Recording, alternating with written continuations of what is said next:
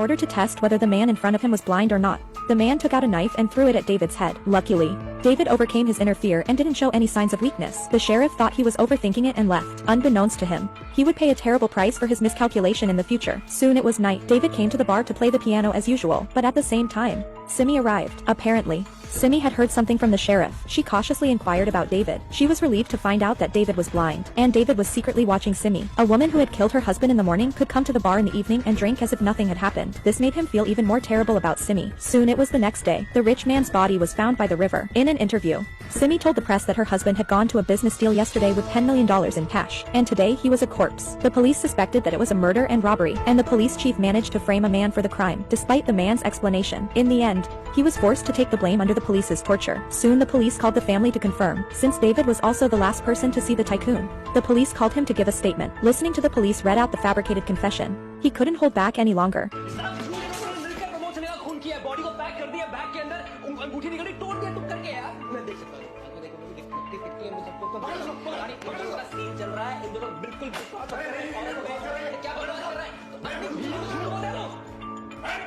But that's just his fantasy. If he told the truth, I'm afraid he'd end up like the tycoon. In the end, he was forced to sign a confession. He thought this would be the end of the matter, but things took a turn for the worse soon after. At the funeral for the tycoon, Simi told the story of what happened to him before he died, but there was someone else who witnessed the murder. After the funeral, the neighbor lady went to the police because she found out that Simi was lying. She remembered that a man had arrived at the tycoon's house before he came home. She took the elevator with him. When she saw the man enter the tycoon's house, she was puzzled. That's why she paid close attention to the tycoon's house. She realized that the man didn't come out when the tycoon went home. This is completely different from what Simi told her, although the old lady did not know the man, but she was sure she could recognize him if she saw him again. After hearing the old lady's story, the police turned to Simi. Simeon had to explain that the old woman was too old and might have mistaken the man who delivered pizzas last week as a suspect, so her story didn't have any credibility. The police didn't look into it, but the next day, the police and the sheriff talked about the old woman's words. The sheriff panicked. The police chief's wife even suggested that the tycoon was known as a good man in the area, so if he could get the old lady to paint a picture of the suspect, he might be able to solve the case. Then the police chief will get a promotion and a raise. The police officer even suggested to invite the old lady to the police station for a face-to-face interview, but these words sounded like urging to the chief of police. He had to explain that he would go to the old lady himself to investigate. On the other hand,